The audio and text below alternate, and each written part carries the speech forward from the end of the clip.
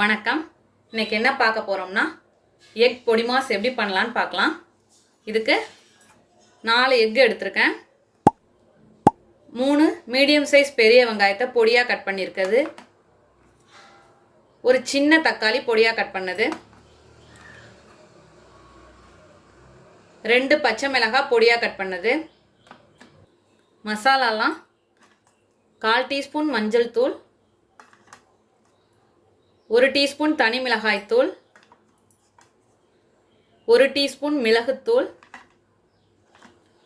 1 teaspoon சோம்புவை இடித்து வச்சுருக்கேன், 1 teaspoon சீரகத்தை இடித்து வச்சுருக்கேன், கொஞ்சமாக கருவேப்பிலை கொத்தமல்லி, உப்பு தேவையான அளவு, எண்ணெய் தேவையான அளவு. அவ்வளோதான். செய்ய ஸ்டார்ட் பண்ணுவோம். இப்போ ஒரு கடாய் வச்சுட்டேன். எண்ணெய் 2 டேபிள் ஸ்பூன் ஊற்றிக்கிறேன். கொஞ்சமாக சீரகம், சோம்பு எல்லாமே இடித்து சேர்த்துக்கிறேன். ஃப்ரெஷ்ஷாக இடிச்சுக்கிறேன், நான் பொடி எதுவும் சேர்த்துக்கல. மிளகு சீரகம் சோம்பு எல்லாமே ஃப்ரெஷ்ஷாக இடிச்சிட்டேன். இப்போ நல்லா பொரிஞ்சு வந்தோன்னே வெங்காயம், நான் சின்ன வெங்காயம் தான் சேர்த்துக்கிறேன், அதுதான் பொடி மாஸ்க்கு நல்லாயிருக்கும்.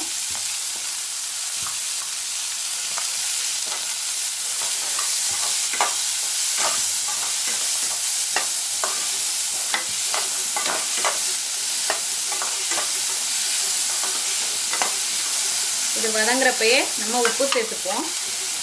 பொடி மாஸ்க்கு தேவையான அளவு உப்பு சேர்த்துக்கிறேன்.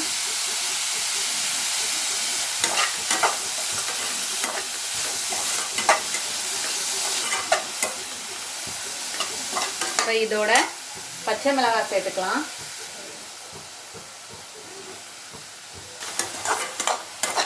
வதக்குனதும் கொஞ்சமாக கருவேப்பிலை இலை,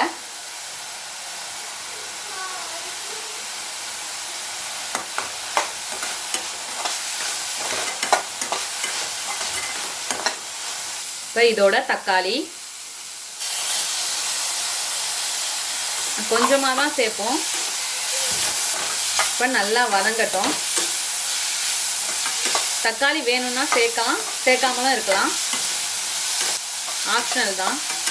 லைட்டாக புளிப்பு சுவை இருக்கிறதுக்காக தக்காளி, அதனால தான் நான் கம்மியாக சேர்த்துக்கிறேன். எவ்வளோ கம்மியாக சேர்க்க முடியுமோ அவ்வளோதுக்கு கம்மியாக சேர்த்துக்கலாம். இப்போது இதில் 1/2 டீஸ்பூன் அளவுக்கு மிளகுத்தூள் சேர்த்துக்கிறேன். இதோட மஞ்சள் தூள், மிளகாய் தூள் எல்லாம் சேர்த்துட்டு வதக்கிக்கோங்க. இப்போ வதக்குனதும் இதில் முட்டையை சேர்த்துக்கலாம். இப்போ முட்டை சேர்த்ததும் இது நல்லா கலந்து விட்டுக்கோங்க.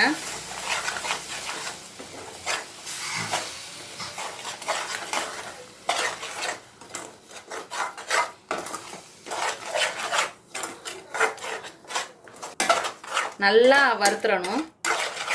உங்களுக்கு பொடி பொடியாக வரும், அந்த அளவுக்கு வறுத்துக்கலாம். இப்போ இதோட இதில் கொஞ்சமாக முட்டை சேர்த்தோன்னா கொஞ்சமாக மிளகுத்தூள் சேர்த்துட்டு நல்லா கலந்து விட்டுக்கலாம்.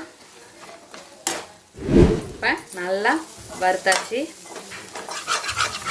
எங்கள் வீட்டுக்காரங்களுக்கு இன்னும் பொடியாக இருக்கணும் முட்டை. கொஞ்சம் உங்களுக்கு பெரிய லெவலில் முட்டை அப்படி தெரியணும்னா இதோட ஆஃப் பண்ணிக்கலாம்.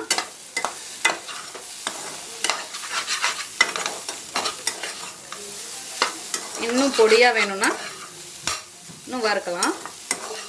நான் இன்னும் கொஞ்சம் ட்ரையாக வறுக்க போகிறேன். பாருங்கள், நல்லா ட்ரை ஆயிடுச்சு. இப்போ லைட்டாக இன்னும் கொஞ்சமாக மிளகுத்தூள், அவ்வளோதான். அப்படியே கலந்து விட்டுட்டு